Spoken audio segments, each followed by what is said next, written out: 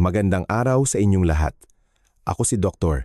Javier Santos, isang 45 taong gulang na doktor, at ngayon ay tatalakayin natin ang mahalagang paksa. Mga pagkain, dapat iwasan ng mga nakatatanda sa gabi upang maiwasan ang pagkasira ng bato at dialysis. Minamahal kong mga kababayan, lalo na sa mga nasa edad 60 at 70 pataas, sino sa atin ang ayaw gumising sa umaga na magaan ang pakiramdam, malakas, walang sakit sa likod, pamamaga ng paa at pagod? Ngunit sa mga nagdaang taon, mabilis na dumarami ang bilang ng mga nakatatanda na sumasailalim sa dialysis. Ayon sa istatistika ng Philippine Society of Nephrology, libu-libong Pilipino ang nangangailangan ng regular na paglilinis ng dugo bawat taon. Ang nakakabahala ay higit sa kalahati ng mga kasong ito ay hindi dahil sa kapanganakan o aksidente, kundi sa mga pang-araw-araw na gawi sa pagkain at pamumuhay, lalo na sa hapunan. Nakarinig na ako ng maraming kwento mula sa mga Pilipinong nakatatanda na nagsasabing normal ang kanilang pagkain sa araw, ngunit kapag kumain sila ng kaunting mas maalat, mas mataba, o kahit isang mangkok ng matamis na halo-halo sa gabi, ay umiihi sila ng paulit-ulit sa gabi. Pagod sila, at pagkagising sa umaga ay mabigat ang ulo at mata. Hindi ito isang kakaibang karanasan, kundi isang tahimik na senyales na ang iyong mga bato ay labis na nagtatrabaho sa gabi. Ipinapakita ng mga medikal na pag-aaral na ang mga bato ay organo na patuloy na gumagana 24 oras sa isang araw. Gayunpaman, ang oras mula 8 ng gabi hanggang 3 ng umaga ay ang panahon kung kailan ang mga bato ay nagsasagawa ng malalim na pagsasala ng dugo, pagkontrol sa tubig at electrolytes sa katawan. Kung mali ang kinakain mo sa gabi, agad na pipilitin ang iyong mga bato na bumilis ang paglilinis, na magpapapayat sa glomeruli, ginagawa itong mas madaling kapitan ng pinsala, at kalaunan ay humahantong sa chronic kidney failure. Higit na nakakabahala, maraming pagkain na sa tingin natin ay walang pinsala ay tahimik na sumisira sa paggana ng bato. At kung ang sitwasyong ito ay magpapatuloy sa loob ng ilang taon, maraming tao ang mapipilitang sumailalim sa lifetime dialysis. Ito ay isang bagay na walang sino man sa atin ang nais. Dahil ang dialysis ay hindi lamang magastos, kundi binabawasan din ito ang kalidad ng buhay, pinapahina ang resistensya, at unti-unting pinapahina ang cardiovascular system. Iyon ang dahilan kung bakit nais kong ibahagi sa inyo ngayon ang napakahalaga at praktikal na paksa. Mga nakatatanda, may 5 pagkain sa gabi na dapat iwasan kung ayaw ninyong mabilis na humina ang inyong bato at maharap sa panganib ng dialysis. Bukod doon, gagabayan ko rin kayo kung ano ang dapat kainin sa gabi upang mabawasan ang pag-ihi sa gabi, makatulog ng mahimbing, matulungan ang bato na magpahinga ng maayos at makarecover ng mas mahusay. Ngayon, sisimulan ko na ang unang pagkain. Isang pagkain na higit sa 80% ng mga Pilipino ay hindi sinasadyang labis na ginagamit bawat gabi. Pagkatapos ninyong marinig ito, mauunawaan ninyo kung bakit unti-unting napapagod ang ating mga bato. Unang bahagi, mga pagkaing mataas sa asin, maasim na adobo, tuyo, at maalat na ginataang gulay. Kung kailangan kong pumili ng isang pangunahing salarin na nagpapahina sa mga bato ng mga nakatatanda sa gabi, ang asin ang pangunahing dahilan. Alam kong ang mga Pilipino ay may ugali na kumain ng masarap at maalat. Kailangan ng kanin ng kaunting patis o toyo para mas maging masarap. Mayroon pang ang mga kababayan na gumagamit ng sabaw ng adobo o maalat na ulam para ipanghalo sa kanin dahil nakasanayan na nila ito sa loob ng maraming taon. Ngunit ang ugaling ito ang nagbibigay ng malaking pasanin sa mga bato sa gabi. Ang asin ay naglalaman ng sodium. Kapag ang sodium ay pumasok sa katawan, may tendensya itong magpanatili ng tubig upang lumikha ng osmotic balance. Nagiging sanhi ito ng pagtaas ng dami ng tubig sa dugo na nagpapalabnaw sa dugo ngunit nagpapataas sa volume nito at ang mga bato ay napipilitang bumilis ang paglilinis upang malutas ito. Sa kasamaang palad, ang mga bato ng mga nakatatanda ay hindi na kasing lakas ng bato ng mga nakababatang tao, kaya sa bawat pagkain ng maalat sa gabi, doble o triple pa nga ang trabaho ng bato. Inirerekomenda ng World Health Organization na ang mga matatanda ay hindi dapat gumamit ng higit sa 5 gramo ng asin bawat araw. Ngunit sa katunayan, ang mga Pilipino ay gumagamit ng average na 12 hanggang 15 gramo. Sa gabi, ang katawan ay dapat lamang kumonsumo ng mas mababa sa 1 gramo ng asin upang magkaroon ng oras ang bato na magpahinga. Ngunit marami sa ating mga kababayan dahil sanay sa maalat na lasa ay maaaring gumamit ng 3 o 4 na beses ang dami na ito sa isang kainan lamang. Kapag ang bato ay kailangang magproseso ng napakaraming asin sa oras na ito ay magpapahinga, tataas ang presyon sa glomeruli. Sa gabing iyon, maaari kang makaranas ng bahagyang pamamaga sa paa o sa sumunod na umaga ay mas maga ang mukha kaysa sa dati. Ito ay isang tipikal na senyales ng pagpapanatili ng tubig sa katawan dahil hindi kayang salain ng bato ng sapat. Kung ang sitwasyong ito ay magpapatuloy, ang mga pader ng daluyan ng dugo sa glomeruli ay kakapal, ang filter ay magiging makitid, at sa katagalan ay hahantong sa talamak na sakit sa bato. Bukod pa rito, ang pagkain ng maalat sa gabi ay nagpapataas din ng presyon ng dugo ng tahimik. Maraming Pilipinong nakatatanda ang may mataas na presyon ng dugo ngunit hindi alam at tanging kapag sumasakit ang ulo, nahihilo o nagkakaroon ng komplikasyon ay saka lamang nila nadidiskubre na ang mataas na presyon ng dugo ang kalaban ng bato. Dahil sinisira nito ang maliliit na daluyan ng dugo sa glomeruli na nagpapahina sa bato ng mas mabilis. Lalo na ang mga maaalat na lutuin tulad ng maalat na adobo, tuyo, bagoong o simpleng pati sa kanin ay naglalaman ng napakaraming asin. Ang mga pagkain ito ay mas tolerable kung kinakain sa araw, ngunit kung kinakain sa gabi, ang bato ang labis na naapektuhan. Mapapansin ninyo kung gaano kayo nauuhaw sa gabi kapag kumain kayo ng maalat, mas umiihi sa gabi o nakakaramdam ng matinding init at discomfort. Ito ay ang paraan ng katawan upang sabihing sinusubukan nitong ilabas ang labis na asin. Sa edad na lampas 50, bawat bahagi ng katawan ay nangangailangan ng pag-aalaga, lalo na ang mga bato.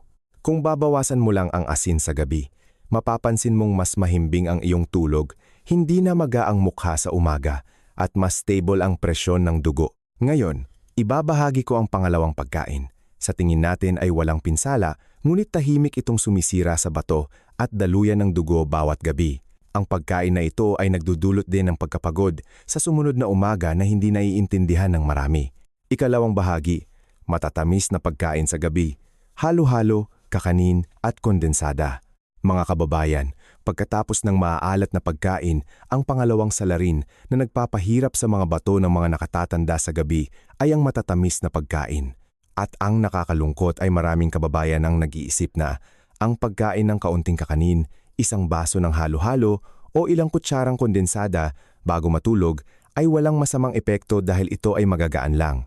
Ngunit sa katunayan, ang matatamis na pagkain sa gabi ay mas nakakasira sa bato kaysa sa ating iniisip. Ang asukal sa mga matatamis na pagkain, kakanin at kondensada ay pangunahing simpleng asukal. Kapag pumasok ito sa katawan, mabilis itong nagpapataas ng blood sugar. Sa oras na ito, ang pancreas ay kailangang maglabas ng insulin upang dalhin ang asukal sa mga sel. Ngunit sa mga nakatatanda, humihina na ang kakayahan ng insulin na tumugon. Maraming kababayan ang mayroon pang pre-diabetes, ngunit hindi nila alam kapag mabilis na tumataas ang blood sugar sa gabi, kailangan ng bato na dagdagan ng paglilinis upang ilabas ang labis na asukal sa pamamagitan ng ihi. Ito ang dahilan kung bakit maraming kababayan ang umiihi ng mas madalas sa gabi kapag kumakain sila ng matamis. Ipinapakita ng mga pag-aaral na ang matagal na mataas na blood sugar ay nakakasira sa maliliit na daluyan ng dugo sa bato. Ang mga maliliit na daluyan na ito ay napakaliit at napakadaling masira. Kapag nasira ang mga ito, mabilis na bumababa ang kakayahan ng bato sa paglilinis. Isang pag-aaral sa isang universidad sa Pilipinas ang sumubaybay sa libu-libong nasa edad na at nakatatanda at napatunayan na ang mga regular na kumakain ng asukal sa gabi ay may 3 hanggang 4 na beses na mas mataas na panganib ng pagkasira ng bato kaysa sa mga kumakain ng matamis. Sa araw, hindi lamang iyon, ang matatamis na pagkain sa gabi ay madaling magdulot ng insomnia. Kapag ang blood sugar ay tumaas at bumaba ng biglaan, naglalabas ang katawan ng adrenaline at cortisol. Ang dalawang sangkap na ito ay nagpapabilis ng tibok ng puso, nagdudulot ng pagkabalisa, hirap matulog o madalas na nagigising sa gabi, at ang kakulangan sa tulog ay nagpapataas ng nagpapalala ng pamamaga na masamang nakakaapekto sa bato at cardiovascular system. Lalo na, ang kondensada na madalas inumin ng maraming kababayan sa gabi ay naglalaman ng napakataas na dami ng asukal. Ang isang kutsara ng kondensada ay maaaring maglaman ng hanggang 12 gramo ng asukal. Kung iinom ka ng isang baso ng kondensada sa gabi, ang dami ng asukal na iyong kinokonsumo ay maaaring lumampas sa inirerekomendang dami para sa buong araw. Nagiging sanhi ito upang ang bato ay magtrabaho ng buong gabi upang salain ang labis na asukal at tubig. Ang matamis na halo-halo, kakanin o matatamis na tinapay ay may katulad na epekto. Maaari mong maramdaman agad ang epekto pagkatapos ng isang gabi. Iyon ay ang pakiramdam ng pagod, bahagyang sakit ng ulo at antok sa buong sumunod na umaga. Ito ang resulta ng malaking pagbabago sa blood sugar sa gabi. Isa pang punto na dapat bigyang pansin ng mga kababayan, ang asukal sa dugo ay hindi lamang nakakasira sa bato, kundi nakakasira rin sa mata at peripheral nerves. Kaya, kung magpapatuloy ang ugali ng pagkain ng matamis sa gabi sa loob ng mahabang panahon, madali kang makakaranas ng malabong paningin, pamamanhid ng kamay at paa, at pagbaba ng sensasyon sa paa. Sa puntong ito, naniniwala ako na maraming kababayan ang makakaunawa na ang matatamis na pagkain sa gabi ay hindi gaanong magaan gaya ng iniisip. Hindi lamang nito binabago ang blood sugar kundi pinapahirapan din nito ang mga bato sa oras na ito ay dapat na nagpapahinga. Ngayon, ibabahagi ko ang pangatlong pagkain. Ito ay isang pagkain na ginagamit ng maraming pamilyang Pilipino sa hapunan para sa busog na pakiramdam, ngunit pinapahirapan nito ang bato na mag-detoxify. Lalo na kung ang iyong creatinine level ay mataas o humina na ang function ng iyong bato, ang pangatlong pagkain na ito ay dapat talagang iwasan. Ikatlong bahagi, pulang karne, internal organs ng hayop at mga pagkaing mataas sa protina sa gabi. Matapos ninyong maunawaan kung bakit ang maalat at matamis na pagkain sa gabi ay nagpapahirap sa bato, dumako tayo sa pangatlong salarin. Ito ay isang grupo ng pagkain na ginagamit ng maraming pamilyang Pilipino araw-araw, lalo na sa hapunan. Dahil madalas nating iniisip na ang pagkain ng karne sa gabi ay nagpapabusog, nagpapatulog ng mahimbing o nagpapalit ng enerhiya sa araw. Ngunit para sa mga nakatatanda at sa mga may mahinang function ng bato, ang pulang karne at internal organs ay ang pinakamalaking pasanin sa mga bato sa oras na ito ay kailangan ng pahinga. Ang pulang karne tulad ng baka, kambing, kalabaw o ang mga internal organs tulad ng atay, bituka, tiyan, puso at bato ay naglalaman ng napakataas na dami ng protina. Kapag natunaw ng ating katawan ang protina, ang prosesong ito ay lumilikha ng maraming nitrogenous wastes. Ang pinakamahalaga ay urea at creatinine. Ang dalawang sangkap na ito ay dapat na ganap na alisin ng bato sa pamamagitan ng proseso ng pagsasala. Kung mas maraming protina ang kinakain, lalo na sa gabi, mas doble ang trabaho ng bato upang iproseso ang mga dumi na ito. Para sa mga kabataan, ang malusog na bato ay maaring magproseso ng medyo maayos, ngunit para sa mga nakatatanda, ang glomeruli ay nagsisimula ng bumaba ang function. Bawat taon, kahit malusog, ang ating mga bato ay bumababa ng 1 hanggang 2% ng function. Kapag lampas 6 naman na, mas mabilis ang bilis na ito. Kaya naman, ang pagpapahirap sa mga bato na magtrabaho ng labis sa gabi ay lalo lamang magpapahina sa mga ito. Isang kilalang pag-aaral ng isang prestihiyosong unibersidad sa Pilipinas na sumubaybay sa mahigit 11,000 tao sa loob ng maraming taon ang nagpakita na ang grupo na kumain ng maraming pulang karne ay may mas mabilis na pagbaba ng function ng bato kaysa sa grupo na kumain ng kaunting pulang karne. Lalo nilang napansin na ang hapunan na mataas sa protina ay nagbibigay ng pinakamalaking presyon sa bato dahil ito ang oras na ang katawan ay naghahanda na lumipat sa yugto ng paggaling at paglilinis. Bukod pa rito, ang mga internal organs ng hayop ay naglalaman din ng maraming purine. Kapag nabuwag ang purine, lumilikha ito ng uric acid.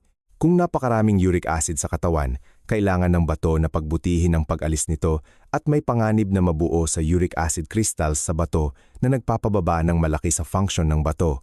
Ang mga may gout, bato sa bato, o mataas na creatinine na kumakain ng internal organs sa gabi ay agad na makakaramdam ng epekto. Madalas umiihi sa gabi, pagod sa umaga, bahagyang sakit sa ibabang likod, o mas mabigat ang ulo. Hindi lamang iyon, ang pagkain ng maraming protina sa gabi ay nagpapahirap din sa atay at tiyan na nagdudulot ng bloatedness, acid reflux, at hirap matulog. At kapag nahihirapan matulog, apektado rin ang bato dahil nawawalan ito ng oras para magpahinga at mag-regenerate. Maaari mong balikan, kung kumain ka ng maraming karne sa gabi, sa sumunod na umaga ay madalas kang nakakaramdam ng tuyong bibig, uhaw, at mabigat ang katawan. Ito ay isang senyales na labis na nagtrabaho ang bato upang salain ang protina na dumi sa buong gabi. Kaya naman, para sa mga nakatatanda o sa mga may bahagyang senyales ng pagkasira ng bato, pinakamainam na limitahan ng pulang karne sa gabi. Kung kailangan mong magdagdag ng protina, gumamit ng magaan at madaling tunawin na protina tulad ng isda na steamed, tokwa o puting karne sa napakaliit na dami. Ngayon, ibabahagi ko ang pang-apat na pagkain. Kung ang pulang karne ay nagbibigay ng pasanin sa bato sa pamamagitan ng proseso ng metabolismo ng protina, ang pang-apat na pagkain naman ay tahimik na sumisira sa mga daluyan ng dugo sa bato sa pamamagitan ng taba at mantika ng pritong pagkain.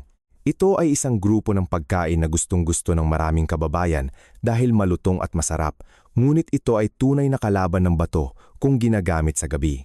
Ikaapat na bahagi, pritong pagkain, malalangis, at mga pagkaing mataas sa taba sa gabi. Mga kababayan, matapos nating pag-usapan ng maalat, matamis at mataas sa protina na pagkain, lumipat tayo sa isang grupo ng pagkain na gustong-gusto ng maraming tao ngunit lubhang mapanganib para sa bato kung kinakain sa gabi. Ito ang mga pritong pagkain, mataas sa mantika, balat ng manok, prito na liempo o mga pagkaing ginamitan ng paulit-ulit na mantika sa pagluluto. Madalas gustong kumain ng mga nakatatanda na mga malutong na bagay sa hapunan. Maraming kababayan ang nagsasabi na ang pagkain ng pritong lumpia, pritong itlog, pritong balat ng manok o pritong liempo ay madaling kainin at nakakapagpadagdag ng kanin. Ngunit kaunti lang ang nakakaalam na ang mga pagkaing ito ay hindi lamang nakakasira sa cardiovascular system at tiyan, kundi nagpapahirap din sa mga bato sa buong gabi. Dapat ninyong maunawaan na kapag pinainit ang mantika sa mataas na temperatura, lumilikha ito ng mga oxidant at trans fats. Kapag pumasok ang mga sangkap na ito sa katawan, pinapataas nito ang pamamaga sa mga pader ng daluyan ng dugo para sa bato. Na may napakakapal na sistema ng maliliit na daluyan ng dugo, binabawasan ng mga nagpapaalab na reaksyon na ito ang elasticity ng daluyan na nagpapahirap sa pagdaloy ng dugo, kaya naman bumababa ang bilis ng paglilinis ng bato. Ito ang mekanismo na nagpapabilis ng pagbaba ng function ng bato. Ipinapakita ng isang pag-aaral ng isang international na nutrition institute na ang mga taong regular na kumakain ng pritong pagkain 3 hanggang 4 na beses bawat linggo ay may mas mataas na insidente ng albuminuria. Ang albuminuria ay ang kondisyon kung saan ang protina ay tumutulo sa ihi. Kapag lumabas ang protina sa ihi, ito ay isang tipikal na senyales na nasira ang glomeruli. Hindi lamang iyon, ang saturated fats sa balat ng manok, liempo at iba pang uri ng taba ng hayop ay nagpapataas din ng lipid sa dugo. Kapag tumaas ang taba sa dugo, mas mabilis na tumitigas ang mga daluyan ng dugo at ang bato ay ang lugar kung saan nakakonsentra ang napakakapal na sistema ng daluyan ng dugo. Kaya, anumang pagtigas ay direktang nakakaapekto sa bilis ng paglilinis at kakayahan ng bato na mag-alis ng lason. Maaari mong balikan ang pakiramdam pagkatapos kumain ng pritong pagkain sa gabi. Maraming tao ang nakakaramdam ng init sa katawan, uhaw, mas madalas umiihi sa gabi, hindi mahimbing ang tulog, at sa sumunod na umaga ay mapait ang bibig, mabigat ang katawan. Ito ay isang senyales na labis na nagtrabaho ang atay at bato sa gabi upang iproseso ang mantika na naglalabas ng mas maraming lason kaysa sa normal. Bukod pa rito, pinapabagal din ng pritong pagkain ang trabaho ng tiyan na nagpapanatili ng pagkain ng mas matagal na nagdudulot ng bloatedness, indigestion at acid reflux. Kapag nahihirapan kang matulog o hindi ka makatulog dahil sa bloatedness, apektado rin ang bato dahil hindi nakakapasok ang katawan sa yugto ng malalim na tulog. Ang matagal na kakulangan sa tulog ay isa sa mga dahilan na nagpapabilis ng pag-unlad ng pagkasira ng bato sa mga nakatatanda. Kaya naman, sa iyong hapunan, iwasan hanggat maaari ang mga pritong pagkain, inihaw na may maraming taba o ang paggamit ng lumang mantika sa pagluluto. Sa halip, kung gusto mong kumain ng masarap ngunit magaan sa bato, maaari kang pumili ng steamed, pinakuluan o niluto na may kaunting mantika upang madali itong tunawin at hindi magdulot ng presyon sa mga organo ng paglilinis ng katawan. At ngayon, dumako tayo sa pang-5 pagkain. Ito ay isang grupo ng pagkain na iniisip ng maraming kababayan na mabuti para sa kalusugan dahil ito ay natural na prutas. Ngunit kung kinakain sa gabi, Lalo na kung nagsisimula ng humina ang bato, ito ay kasing mapanganib ng pritong pagkain o maaalat na pagkain. Tandaan na basahin ang susunod na bahagi upang hindi makaligtaan ang mahalagang impormasyon na ito. Ikalimang bahagi, mga prutas na mataas sa potassium sa gabi, saging, guyabano, abokado, hinog na mangga. Matapos ang 4 na grupo ng pagkain na nakakasira sa bato sa gabi, dumako tayo sa panglimang pagkain. Ito ay isang pagkain na iniisip ng maraming tao na malusog at pinipilit pa ngang kainin bawat gabi upang magdagdag ng bitamina. Ngunit dahil sa maling pag-unawa, maraming kababayan ang hindi sinasadyang nagpapahirap sa bato.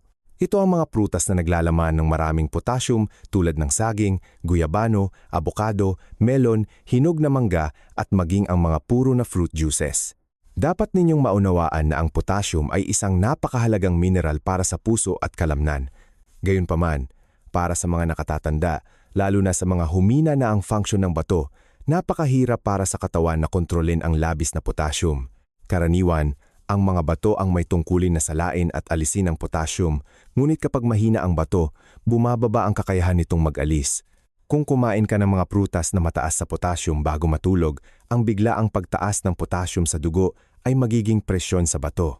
Bakit ito mapanganib? Dahil ang hyperkalemia o mataas na potassium sa dugo ay maaaring magdulot ng arrhythmia na nagpapabagal ng tibok ng puso, pagkapagod, pagkahilo at maging mapanganib sa buhay sa ilang mga kaso. Ang isang pag-aaral ng isang prestihiyosong unibersidad sa Pilipinas ay nagpakita na ang mga taong lampas 60 na may mas mababang function ng bato kaysa sa normal ay maaaring makaranas ng malaking pagtaas ng potassium sa dugo sa pamamagitan lamang ng pagkain ng 1 o 2 saging sa gabi na nagpapahirap sa bato na magtrabaho ng husto sa buong gabi upang balansehin ang sarili. Hindi lamang saging, ang guyabano at iba pang uri ng guyabano juice ay naglalaman din ng medyo mataas na dami ng potassium. Kung iinumin ito sa gabi, lalo na pagkatapos ng alas 7 ng gabi, hindi sapat ang oras ng katawan upang alisin ito. Maraming kababayan ang nag-iisip na ang pag-inom ng guyabano juice ay nakakatulong sa mahimbing na tulog, ngunit sa sumunod na umaga ay nakakaramdam sila ng pagod, mabagal na tibok ng puso o discomfort sa dibdib. Maaaring ito ay isang senyales ng bahagyang pagtaas ng potassium na hindi nila alam. Ang abokado at hinog na mangga ay kabilang din sa grupong ito. Bagaman napakasustansya, hindi ito angkop na kainin sa gabi kung mahina ang bato. Ang mga prutas na ito ay naglalaman din ng mataas na dami ng natural na asukal na nagpapabago-bago ng blood sugar at nagdudulot ng mas madalas na pag-ihi sa gabi. Ang madalas na pag-ihi sa gabi ang nagpapahirap sa bato na magtrabaho ng tuloy-tuloy na nagdudulot ng hindi sapat na panahon para sa katawan upang ganap na makarecover. Ang ilang kababayan ay nag-iisip na kung kumain lamang ng kaunti ay ayos lang, ngunit sa katotohanan, ang mga may mahinang bato ay kailangan lamang ng kaunting labis na potassium upang ang puso at bato ay magtrabaho ng mas mahirap kaysa sa normal. Samantala, ang gabi ay ang oras kung kailan ang katawan ay nangangailangan ng stable na electrolytes upang makapasok sa malalim na pagtulog. Kung kumain ka ng mga prutas na mataas sa potassium sa oras na ito, ang buong sistema ng balanse sa katawan ay magugulo. Nakarinig na ako ng maraming kaso ng mga nakatatanda na nagsasabi na kumain lang sila ng kalahating saging sa gabi upang maiwasan ang pulikat, ngunit sa sumunod na umaga ay nakakaramdam sila ng pagod at mahina ang tibok ng puso. Pagkatapos ng pagsusuri, sinabi ng doktor na ito ay dahil sa biglaang pagtaas ng potassium sa gabi na nagdulot ng mabagal na reaksyon ng katawan. Ito ay isang malinaw na patunay upang makita ninyo na ang pagkain ng prutas ay hindi palaging mabuti, ngunit kailangan mong pumili ng tamang oras at tamang uri. Kung gusto mong magdagdag ng prutas, kainin ito sa umaga o tanghali. Sa oras na ito, malakas pa ang bato upang alisin ang labis na potassium. Para sa gabi, pumili lamang ng mga prutas na mas mababa sa potassium tulad ng mansanas, peras o kaunting melon. Kaya naman, alam ninyo na ang 5 pinakapinsalang pagkain sa gabi para sa bato. Ngunit upang tunay na maprotektahan ang bato, hindi sapat ang pag-iwas lamang. Ngayon, ibabahagi ko ang mga pagkaing dapat kainin sa gabi upang maging magaan sa bato, mabawasan ang pag-ihi sa gabi at matulungan ang katawan na makarecover ng mas mahusay. Napakahalaga ng bahaging ito dahil kung tama ang pagkain, unti-unting lalakas ang iyong mga bato. Ika-6 na bahagi. Ano ang dapat kainin ng mga nakatatanda sa gabi para gumaan ang pakiramdam, makatulog ng mahimbing at mabawasan ang pag-ihi sa gabi? Matapos ninyong malaman ang 5 pagkain na dapat iwasan sa gabi upang maprotektahan ang bato, ang susunod na mahalagang tanong ay kung ano ang dapat kainin sa gabi upang maging mas magaan ang pakiramdam, makapagpahinga ang bato, at mas mahimbing ang tulog. Dahil hindi lamang kailangan ng bato na iwasan ang pinsala, kundi kailangan din itong suportahan ng maayos upang makarecover pagkatapos ng buong araw na pagtatrabaho. Maraming kababayan ang nag-iisip na ang hapunan ay dapat na napakasimple, kumain lamang ng kaunti, ngunit hindi nila alam kung anong partikular na pagkain ang tama. Ang tamang hapunan para sa mga nakatatanda at sa mga may mahinang bato ay kailangang magkaroon ng 3 salik: magaan, mababa sa asin, at madaling tunawin. At ngayon, ibabahagi ko ang mga pagkain na ligtas at makakatulong sa bato na magtrabaho ng pinakamagaan sa gabi. Unang pagkain ay lugaw. Maaari kang magluto ng lugaw mula sa brown rice, kalabasa o kaunting patatas. Ang lugaw ay nakakatulong sa tiyan na matunaw ng dahan-dahan at stable nang hindi nagdudulot ng presyon sa atay at bato. Lalo na, ang lugaw ng kalabasa ay isang napakagandang pagpipilian dahil ang kalabasa ay naglalaman ng natural na antioxidant na nakakatulong na mabawasan ang pamamaga sa bato. Ang mga may mahinang bato na kumakain ng lugaw sa gabi ay mas mahimbing ang tulog at mas magaan ang pakiramdam pagkagising sa umaga. Ikalawang pagkain ay madaling tunawin na gulay tulad ng dahon ng malunggay, upo o ampalaya. Ang mga gulay na ito ay naglalaman ng maraming soluble fiber. Ang fiber ay nakakatulong na pabagalin ang proseso ng pag-absorb ng asukal, mabuti para sa blood sugar, at nakakatulong din sa katawan na maglabas ng lason sa pamamagitan ng digestive system sa halip na ipasa lahat sa bato. Ang sabaw ng gulay ay nagbibigay din ng sapat na dami ng tubig upang hindi matuyo ang katawan, ngunit hindi rin nagdudulot ng labis na pag-ihi sa gabi. Ikatlong pagkain ay magaan na protina. Kung gusto mong kumain ng protina sa gabi, pumili ng plant-based protein o madaling tunawin na protina tulad ng tokwa, steamed fish o puting karne sa maliit na dami. Huwag kumain ng higit sa 30 gramo ng protina sa gabi. Ang steamed fish ay isang napakagandang pagpipilian dahil ang omega-3 ay nakakatulong na mabawasan ang pamamaga, pinapabuti ang function ng daluyan ng dugo ng bato. Ika-4 na pagkain ay pinakuluang itlog. Ang itlog ay naglalaman ng maraming B vitamins at mataas na kalidad ng protina. Gayunpaman, dapat kang kumain lamang ng kalahati hanggang isang maliit na itlog sa gabi, sapat na nutrients ngunit hindi labis na pasanin. Mas madaling tunawin ang pinakuluang itlog kaysa sa pritong itlog. Bukod pa rito, maaari ka ring magdagdag ng kaunting pinakuluang kamote. Ang kamote ay nakakatulong sa panunaw, binabawasan ang constipation at nakakatulong na maging stable ang tulog. Ngunit tandaan na kumain ng maliit na dami, hindi sobra upang maiwasan ang bloatedness. Ang mahalaga ay huwag talagang kumain ng busog na busog sa gabi. Kapag kumain ng busog, maraming dugo ang napupunta sa tiyan na nagpapababa ng daloy ng dugo sa bato at puso. Nagpapataas ito ng panganib ng pagkasira ng bato, pagkasira ng puso at insomnia. Ang hapunan ay dapat kainin bago mag-alas, 7 ng gabi, upang magkaroon ng oras ang katawan na magtunaw bago matulog. Bukod sa pagpili ng pagkain, kailangan mong bigyang pansin ang dami ng tubig. Maraming tao ang natatakot sa pag-ihi sa gabi kaya nililimitahan nila ang pag-inom ng tubig ng labis. Ngunit hindi rin ito tama. Dapat kang uminom ng maliit na dami ng tubig mula 100 hanggang 150 ml pagkatapos kumain. Sapat na ito para hindi matuyo ang katawan ngunit hindi rin nagdudulot ng labis na pag-ihi sa gabi. Isa pang napakahalagang bagay ay huwag uminom ng matapang na tsaa o kape sa gabi. Ang caffeine ay nagpapasigla sa nervous system, nagpapabilis ng tibok ng puso, at nagpapahirap sa bato na magsalang ng mas marami. Sa halip, maaari kang uminom ng kaunting mainit na tubig o light chamomile tea. Kapag tama ang pagkain sa gabi, malinaw na makikita ng katawan ang pagbabago, mas mahimbing ang tulog, nababawasan ang pag-ihi sa gabi, mas presko ang pakiramdam pagkagising sa umaga, at ang pinakamahalaga ay nagpapahinga ang bato sa tamang oras upang makarecover ang function. Ngayon, ibabahagi ko ang 6 na gintong prinsipyo sa gabi na nakakatulong na maprotektahan ang bato ng matagal. Ito ay mga maliliit na gawi, ngunit may malaking epekto sa kalusugan ng bato. Tandaan na sundan ito upang malaman kung paano ito ilalapat araw-araw. Ikapitong bahagi, 6 na gintong prinsipyo sa gabi na nagpoprotekta sa bato para sa mga nakatatanda. Mga kababayan, sa mga naunang bahagi, ibinahagi ko ang mga pagkain na dapat iwasan at ang mga dapat kainin sa gabi upang maging magaan ang pakiramdam ng bato at mas madaling makarecover. Ngunit upang tunay na maging malusog ang bato sa mahabang panahon, hindi sapat ang tamang pagkain lamang.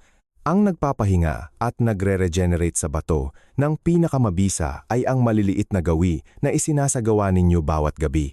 Ang mga gawi na ito ay tila simple ngunit napatunayan ng siyensya na direkta itong nakakaapekto sa pagtulog, presyon ng dugo, balanse ng fluid sa katawan at kakayahan ng bato sa pagsasala ng dugo.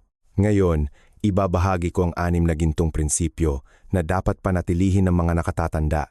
Unang prinsipyo ay huwag kumain pagkatapos ng 7:30 ng gabi. Sa oras na ito, nagsisimula ng bumagal ang digestive system. Kung kumain ka ng gabi na, kailangan ng tiyan na magtrabaho sa buong gabi na nagpapahirap sa katawan na makapasok sa malalim na pagtulog. Kapag hindi mahimbing ang tulog, walang oras din ang bato upang magpahinga.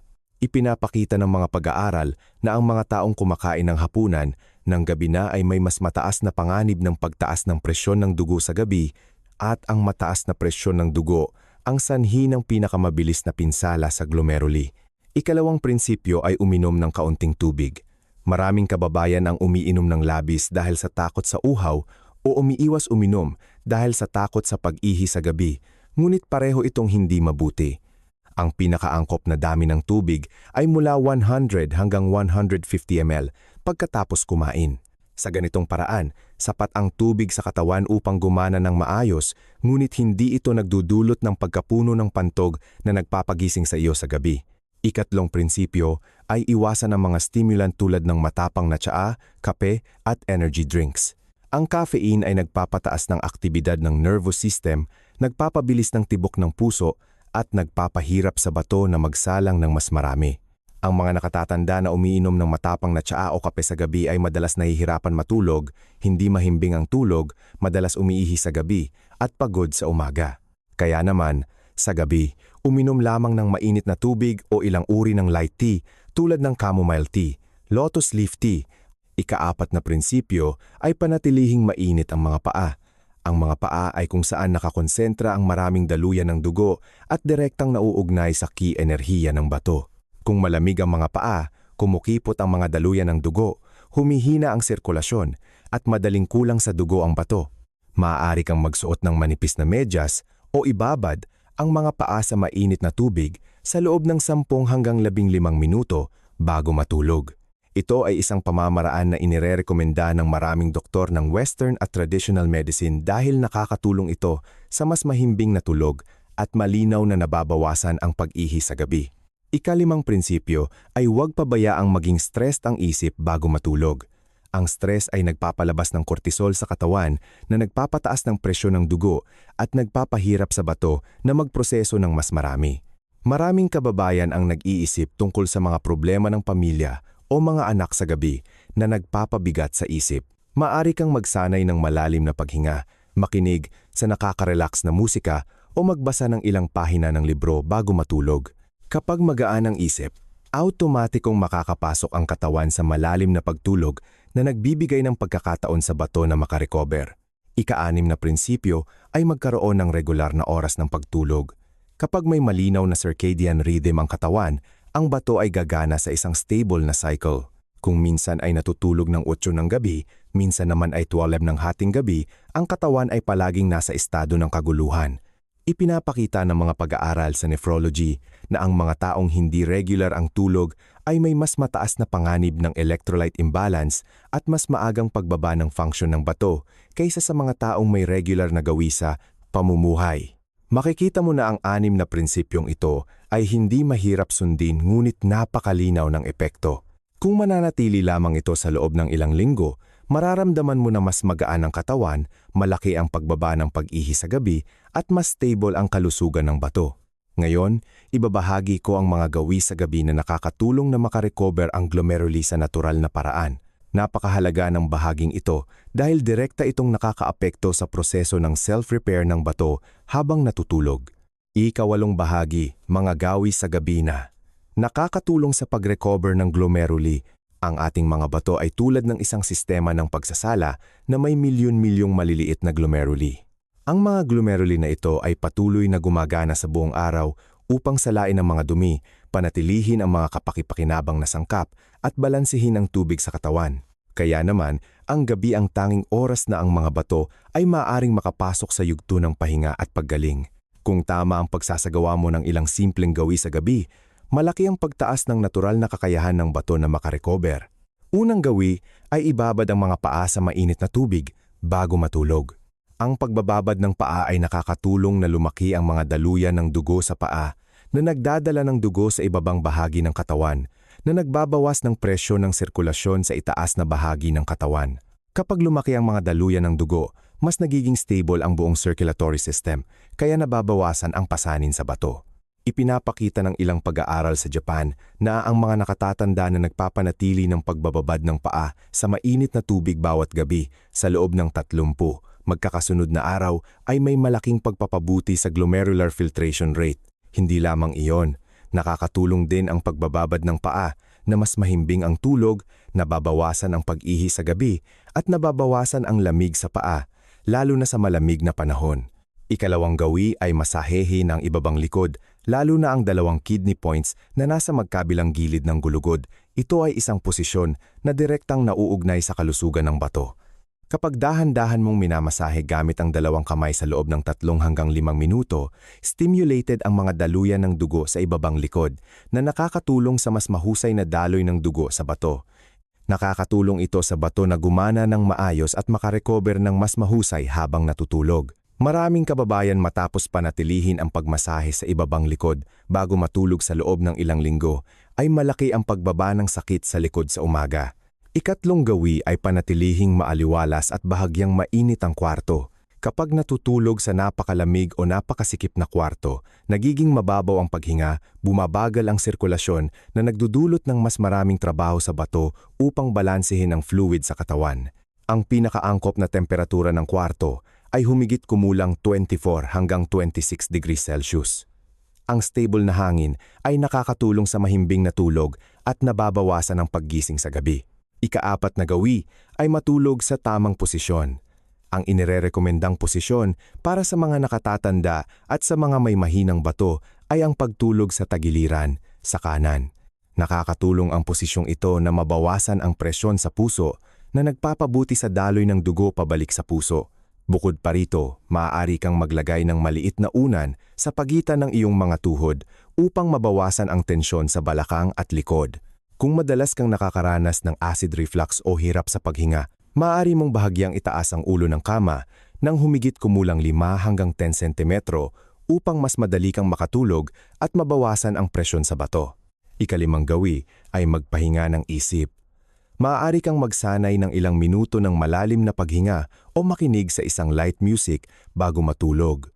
Ang stress ay nagpapataas ng cortisol at adrenaline. Ang 2 sangkap na ito ay nagpapataas ng presyon ng dugo at nagpapahirap sa bato na magproseso ng mas marami. Sa kabilang banda, kapag nakarelax ang isip, bumabagal ang tibok ng puso, lumalambot ang mga daluyan ng dugo at nakakakuha ng sapat na dugo ang bato upang mag-regenerate sa gabi. Ika-6 na gawi ay iwasan ang paggamit ng telepono o maliwanag na screen bago matulog. Ang asul na ilaw mula sa screen ay nakakasira sa hormone na melatonin na nagpapahirap sa iyo na matulog.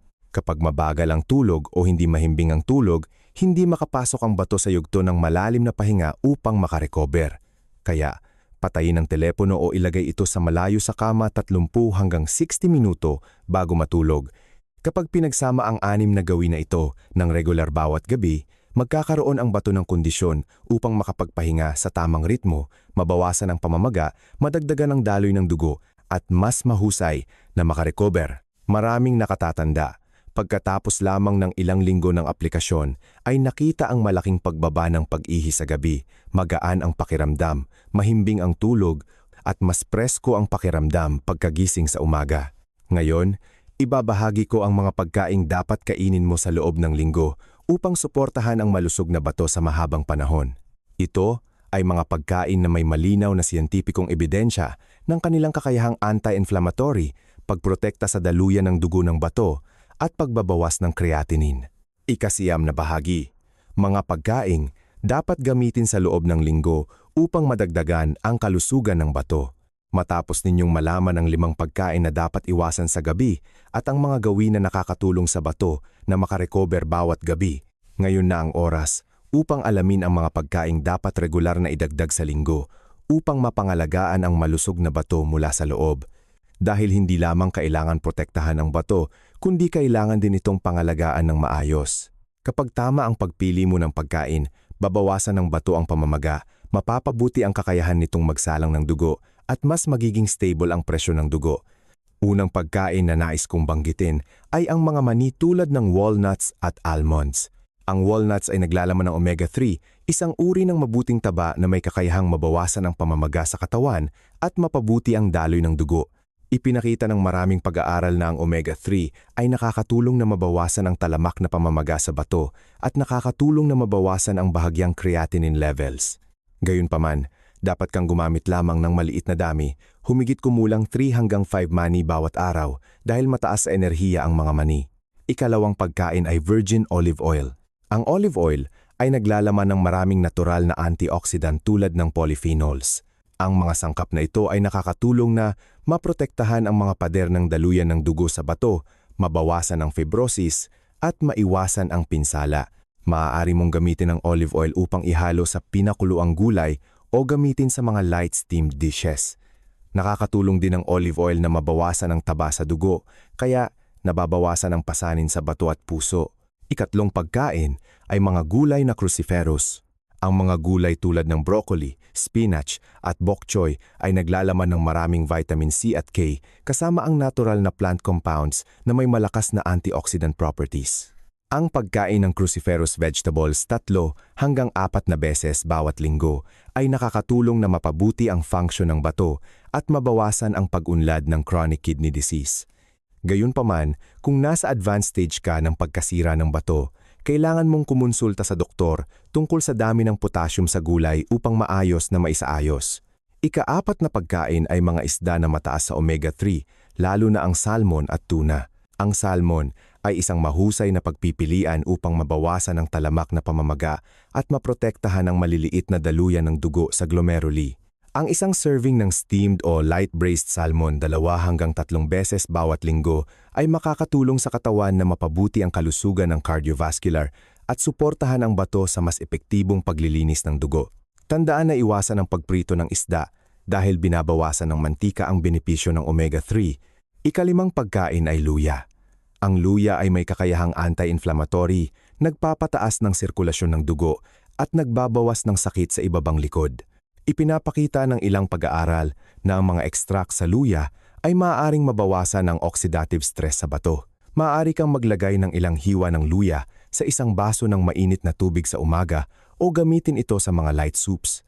Ngunit sa gabi, dapat gumamit lamang ng maliit na dami dahil ang luya ay bahagyang mainit. Bukod sa mga nabanggit na pagkain, dapat ka ring magdagdag ng ilang madaling tunawin na gulay tulad ng kalabasa, patola at kangkong. Ang mga gulay na ito ay hindi lamang nakakatulong na patatagin ang presyon ng dugo, kundi nakakatulong din sa katawan na mag-alis ng lason sa pamamagitan ng digestive system sa halip na ipasa lahat sa bato. Ang mahalaga ay panatilihin ang regular na gawi sa pagkain. Huwag kumain ng labis sa isang araw at pagkatapos ay iwanan ito sa loob ng ilang araw. Ang pagiging stable sa dieta ay nakakatulong sa bato na umangkop ng mas mahusay at gumana ng mas epektibo. Kapag isinama mo ang mga pagkaing sumusuporta sa bato na ito sa iyong lingguhang menu, kasama ang 6 na gintong prinsipyo sa gabi at ang 5 ipinagbabawal na pagkain na ibinahagi ko, mapapansin mo ang malinaw na pagbaba ng mga sintomas tulad ng bahagyang pamamaga, pagkapagod sa umaga at pag-ihi sa gabi. Kung mas maaga mong ilalapat ito, mas mapoprotektahan ang bato. Ngayon, buod ko ang pinakamahalagang nilalaman at magbibigay ng praktikal na payo para sa mga nakatatanda upang maiwasan ang pagkasira ng bato at ang panganib ng lifetime dialysis. Tandaan na sundan ito upang maunawaan ang lahat ng mahahalagang punto. Conclusion, mga kababayan, sama-sama nating tinalakay ang isang napakahalagang nilalaman tungkol sa kalusugan ng bato, lalo na para sa mga nakatatanda. Ang bato ay isang tahimik na organo, ngunit may mahalagang papel sa katawan. Nakakatulong ang bato sa pagsasala ng dugo, pag-alis ng lason, pagkontrol ng presyon ng dugo, at pagbalanse ng tubig at electrolytes. Kapag malusog ang bato, magkakaroon ka ng mahimbing na tulog, stable na presyon ng dugo, presko na isip, at mas malakas na sigla araw-araw. Sa buong video na ito, ibinahagi ko ang 5 pagkain na dapat iwasan ng mga nakatatanda sa gabi kung ayaw nilang mabilis na humina ang bato. Ito ang mga pagkaing mataas sa asin, matatamis na pagkain na naglalaman ng simpleng asukal, mga uri ng pulang karne at internal organs, pritong pagkain na mataas sa mantika, at mga prutas na mataas sa potassium. Ang bawat pagkain ay may sariling mekanismo ng pinsala, ngunit ang karaniwang punto ay pinapahirapan nila ang bato sa panahon na kailangan ng katawan ng pinakamahabang pahinga. Kapag labis na nagtrabaho ang bato sa gabi, hindi sapat ang oras ng glomeruli upang makarecover na sa katagalan ay humahantong sa chronic kidney failure. Gayunpaman, alam din ninyo na hindi sapat ang pag-iwas lamang, ang mahalaga ay kumain ng tama at mamuhay ng tama. Kaya naman, ibinahagi ko ang mga pagkaing ligtas at mabuti para sa bato sa gabi tulad ng lugaw, gulay, tokwa, steamed fish at pinakuluang itlog. Ang mga pagkaing ito ay magaan, madaling tunawin at nakakatulong sa katawan na makarecover sa gabi. Kasabay nito, ang 6 na gintong prinsipyo sa gabi ay ang pundasyon din upang maprotektahan ang bato sa mahabang panahon. Mula sa hindi pagkain ng gabi na, pag-inom ng sapat na tubig, pagpapanatiling mainit ang mga paa, hanggang sa pagpapahinga ng isip at pagtulog sa tamang oras, lahat ay nakakatulong sa bato na makapagpahinga at makarecover ng mas mahusay.